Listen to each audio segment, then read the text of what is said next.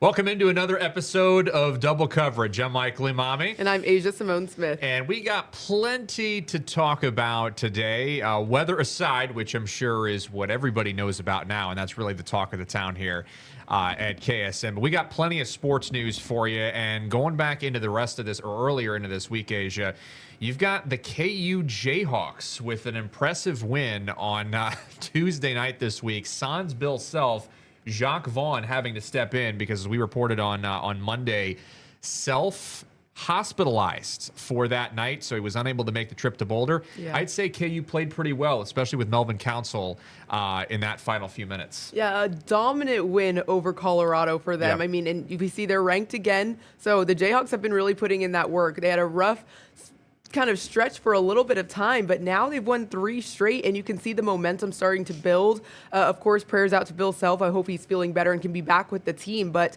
they did phenomenal. So whatever was happening in practice clearly is paying off and is translating onto the court. So, I mean, beating Baylor first, which was a 1-5 team, Colorado a 2-4 team, maybe not their most credible wins, but still, victories are victories, and that's great to see this momentum building, especially with Darren Peterson not being the only one to kind of carry them in shooting right now. I do want to open up the floor here on DP because he did not lead the team in scoring, and that was one of the rare instances where we've seen that. So, and there was a lot of talk, pregame about the guys learning to play with Peterson. You're starting to see more cohesiveness on the court, better chemistry.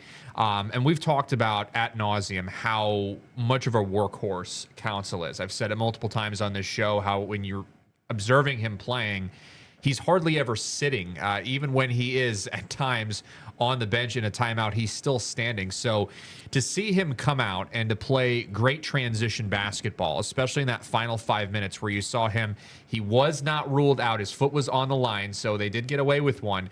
But he gets the steal to put his team up, I believe, 2+ scores at the very end of that game. Made a huge difference, and it served him right, too, because he was the game leader in scoring with 18 points. Peterson with 16. Obviously, defensively, KU played very well, too, against the Buffaloes in that final few minutes. And I really think that pushed them over the edge. And they look good. They look like a number 19 ranked team right now. They really do. I mean, and Trey White, too, also finishing in double figures. Just incredible effort from everyone on that team. He actually had a double-double. So to see him playing so well, I mean, like you said, these guys are really learning to work together with a great shooter like Peterson. Now they're putting the pieces together of how can we help and assist him. So it's not just Peterson. It's not just everyone else. When Peterson is on the floor, they know what they're doing, and they're able to work and come out with wins like this. This is a great stretch of time for the Jayhawks. And I'm excited as well for the Sunflower Showdown. Likely happening this Saturday. We don't want to put any information out there that we're not 100% sure of. There is a winter storm coming in, so that could potentially affect times and dates and all that sort of thing. But as of now, it is set for this Saturday, and so very excited to see how KU matches up with K-State in this game, especially when you consider the fact that KU and K-State seem to be polar opposites of each other. You've got KU, who had relatively low expectations going into the year. They're still a ranked team coming into the AP Top 25. But there was a statement put out about how they have largely unproven talent, and that has been knocked down to this point. They are proven talent. And so, I'm curious as to what the committee is saying now, because you've got Darren Peterson, who we know is a stud. He's going to be a stud in the NBA. I think he's, in all likelihood, a consensus first overall draft pick in that draft for the NBA. Don't know where he's going to go. That's still the TBD. But, you've got a situation where you've got guys like Council. You've got guys like Trey White, who, as you said, Asia, had a double-double in that game. Off the glass, he was terrific, and that's what really went unnoticed was the offensive rebounding, those second-chance points. I think it's safe to say that KU has everything they need this year to make a pretty deep postseason run. I would say I agree. You know, that there was kind of ups and downs, but it really seems like this team is coming together right now. KU looked incredible. If they could keep playing this way, they're going to dominate. But, I mean, I'm very excited for the Sunflower Showdown because we know when these two come together, it's records out the window. You don't know who's going to pull ahead. And the fact that it's going to be PJ Haggerty versus Darren Peterson, I'm very excited to see that matchup. I feel like that's going to be electric from both offenses. So that's, I mean, two of the most standout shooters between those two teams. I'm really curious to see how K-State does, especially given that they just let out a huge sigh of relief, finally getting their first conference win against Utah. Yeah, and transitioning to K-State, they looked great on the floor against Utah, especially in those final few minutes on defense. Utah, not a great team, but K-State desperately needed their first conference win. And we obviously saw Jerome Tang dancing with the student section at the very end. But check out the defense, too. I mean, the Wildcats were great. I mean, they were running the floor pretty well. And when the Utes had the opportunity to come back in that second half, and we talked about that on the show before as well, how K-State kind of lays off the gas a little bit, and then they get back into it. Haggerty, a huge role player in that too. There's an assist from him. So without Abdi Bashir and without Kamari McGriff, KSU still somehow, some way pulling out a win. And as Jerome Tang said, they've got enough. And they did. And they look like a team that could potentially string a couple wins together. I agree. I mean, Utah 1-5 school, so not the toughest competition for them. But regardless, a win is a win, and it's been way too long since we got to see Tang dance with the student section. So very fun to see them back in that winning column with their first Big 12 win. I mean, the Wildcats, they shot 54% from the field in the first half.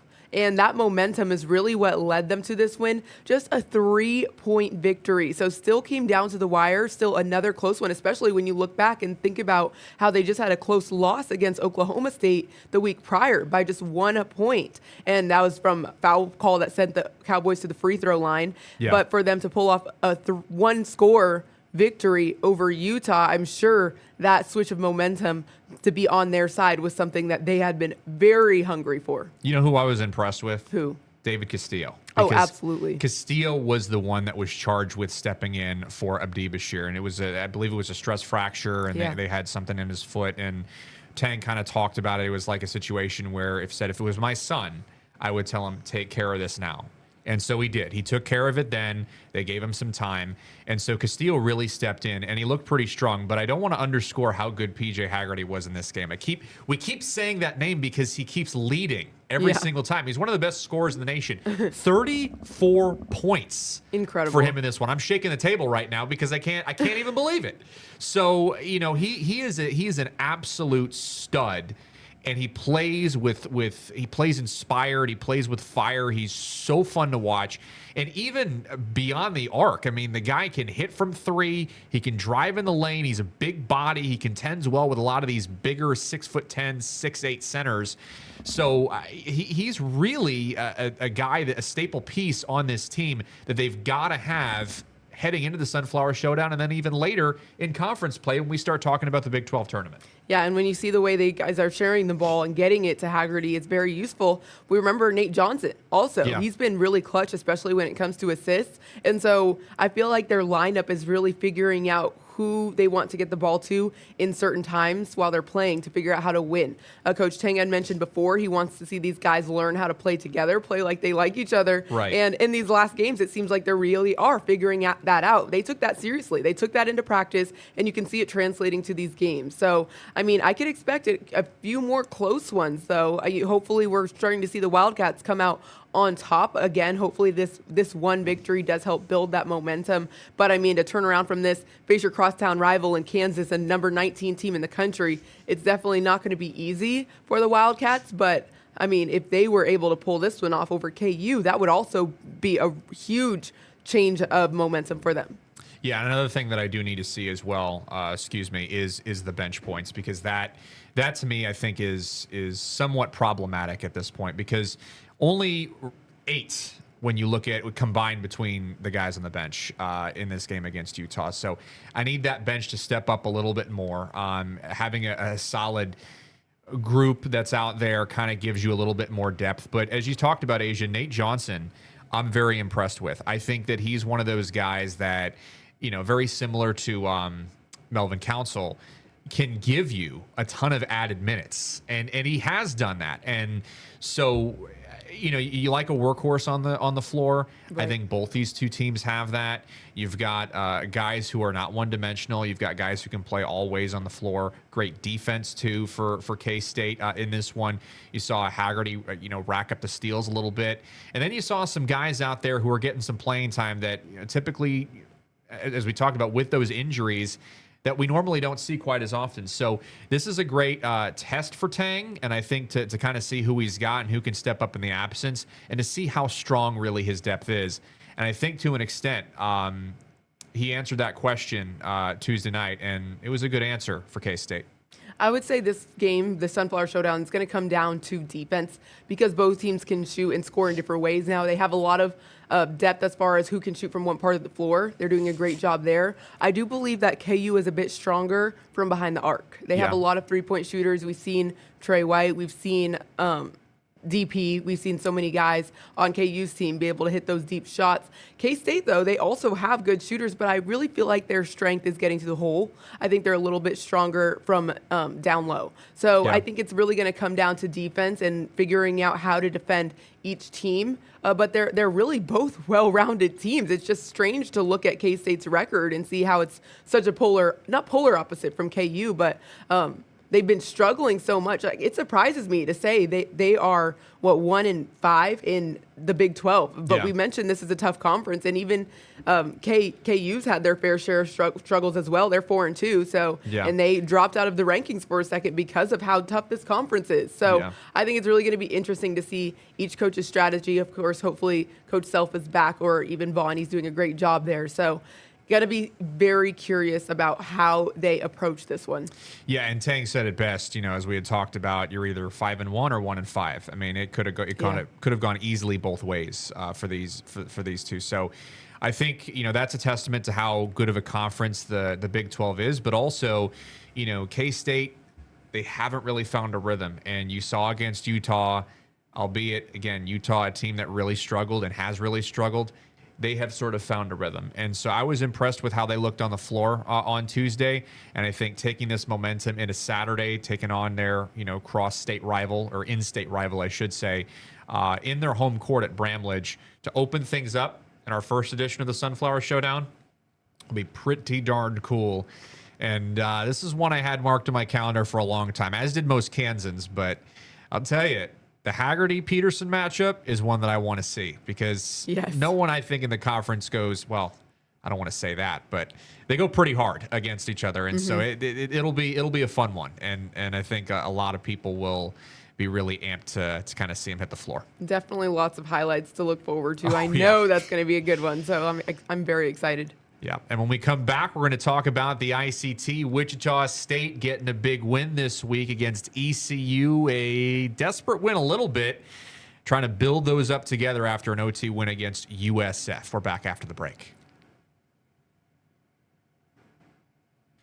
Welcome back into Double Coverage. I'm Michael Emami. I'm Asia Cymone Smith. And Wichita State getting a big win against East Carolina on Wednesday, a win that they needed, trying to string a few together in conference. And the win against USF was pretty darn nice in overtime. Oh, yeah. But to come out there and just dominate the Pirates, who have been pretty much plagued by injuries all year long. They got a couple of guys back yesterday, or on Wednesday, I should say.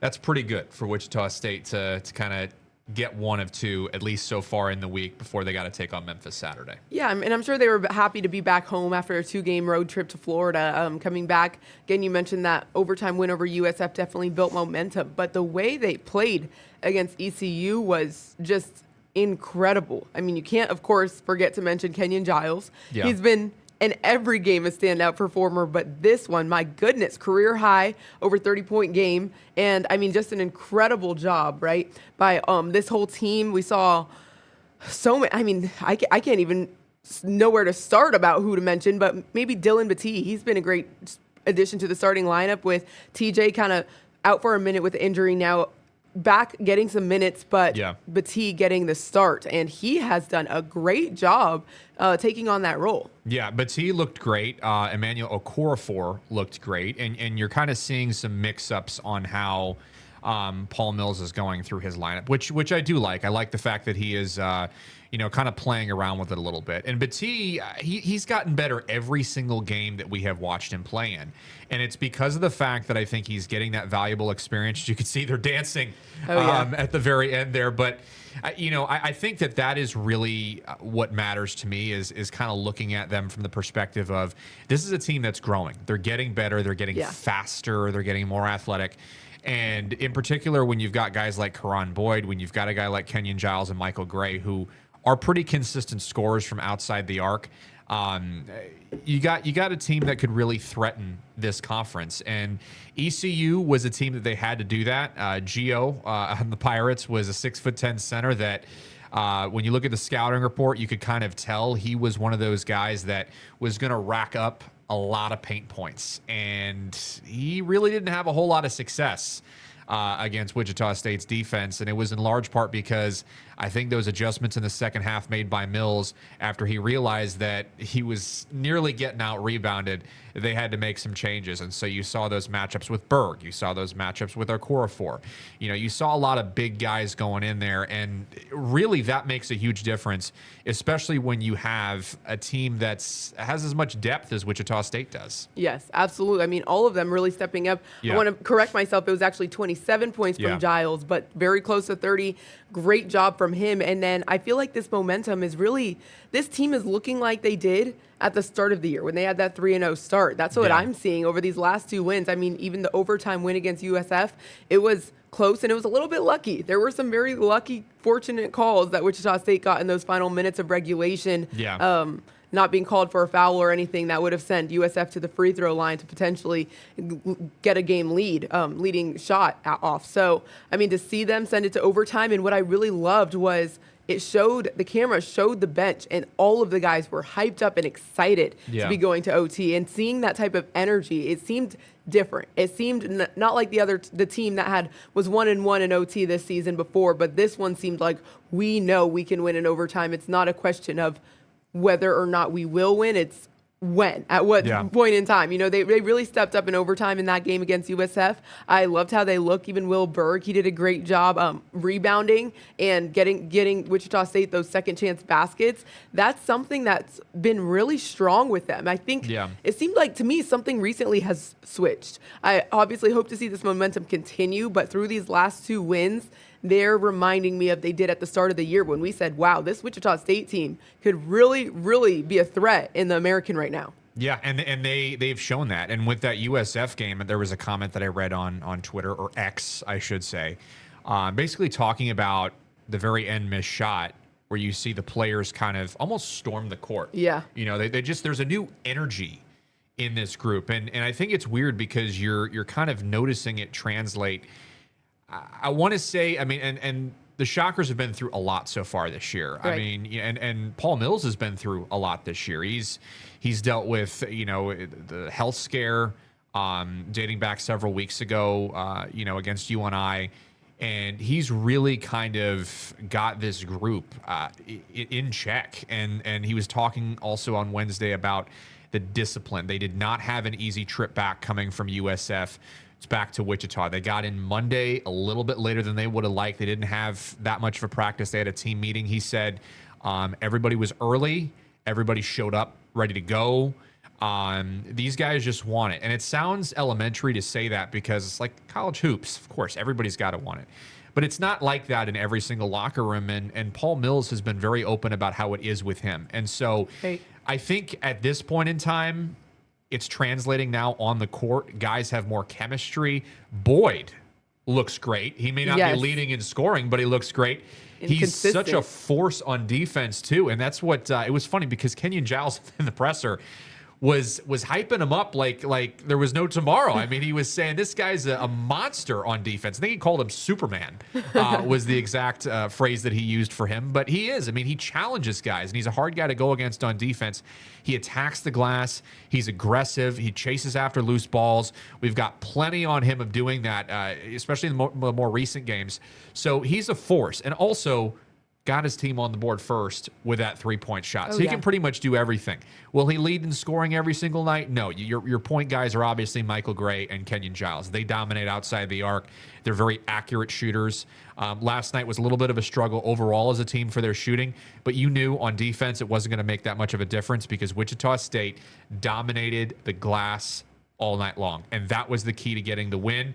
Beating out that 6'10 center that was going to give him a lot of problems. That was Gio, and you saw a heavy dose of him against that Wichita State offense. They were able to get those second chance points, and that ultimately translated into that 17-point win that you saw at Koch Arena in front of one of the better crowds we've seen this year. Oh, yeah. I mean, and they never gave up a lead in that game, up by double figures after the first half and then finishing with a 17-point victory. Right. This team is strong. And I want to go back to my play of the year that we were lucky, oh so lucky to see against the Bulls, USF, when they were there. And you think in the final seconds, man, they're going to have to foul right now. That's their only chance of staying in this game is they're going to have to draw a foul. And instead, Giles steals the ball and just lands a layup like it was nothing. And that, I think, was such a huge momentum booster that shocked me. That was very clutch. I mean, we've known he's clutch from three, but to see him be able to make a clutch play like that, I think that is foreshadowing for what we can expect when this team is in high pressure situations. It seems like they've adjusted.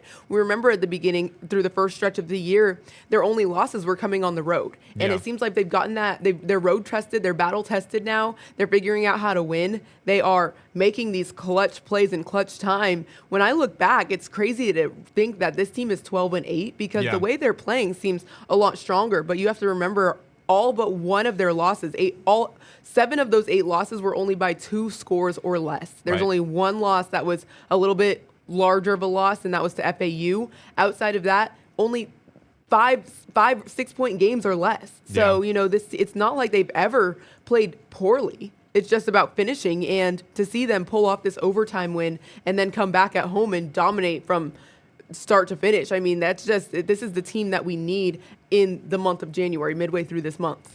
And FAU was a game where they got ran out of the gym. And I was saying to myself, and we were there that night, it was I think a Thursday ago, and I was like, this is the moment where they've got to show up.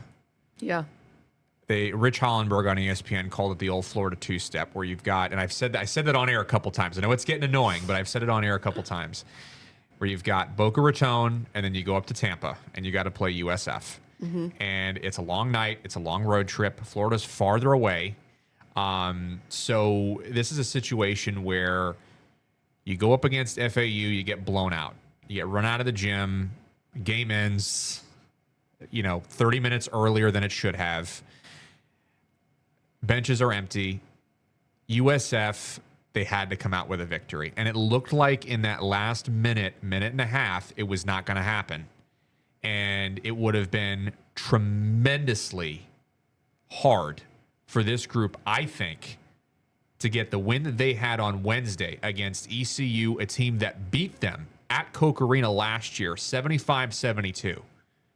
Had they not gotten that win against USF in crunch time, do you think they would have had the same amount of energy, the same amount of fire that they played with from the jump, where they got the opening tip-off and they were rolling, and the crowd was rolling with them?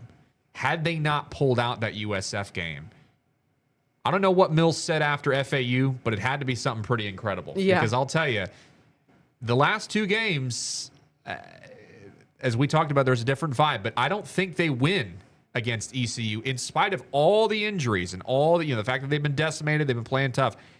I don't think they win that game if they don't win against USF. I really don't. It's a pretty tough take. I don't care about records. Strong take. I don't care about records. I know ECU's struggling. Right. Rice is struggling. Wichita State lost to Rice. I just think that the back end of that Florida road trip was so crucial. And I think this kind of sets the tone for the rest of the year. I agree. I do agree that stretch was very important for them, especially that overtime win against USF. That was also very important. They had a large lead in that game, and to see them lose that lead but still be able to come out on top, that was, I think, maybe a turning point for them. Again, not sure what exactly clicked, but it definitely did. You could still see that same energy we saw in overtime carry over into East Carolina. So I definitely do think there was just really a switch in momentum. Hope to see it moving forward. They're glad that they have another home game. You know, they're staying home for a bit of time. So it's always nice to have them here at Koch Arena because, well, they're not perfect at home anymore, but it's just, you know, it's a different energy when you get the home crowd advantage and things like that. So, I mean, I'm excited to see how things continue to unravel and unfold because 17-point win, that's definitely a statement on your return home. Yeah, it is. And real quick, I asked Mills about the weather, how it could impact the team. Here was his response. This was a classic. I get it. You got to prepare for that, but it has zero impact. We have cars. They don't live far. I have a 4-wheel drive. I'm happy to go pick people up. Kevin's sitting over here. When we had the South Florida game last year, he pulled in, and I'm doing donuts out there in the parking lot because I wanted to get all the snow out of there for our players. Like I wanted to clear it out because I didn't see any trucks around. But we're here to help, so we'll go pick them up. Doing donuts in the parking lot to get them ready. He always has the funniest sound bites. He is one of the best guys off script I've ever seen.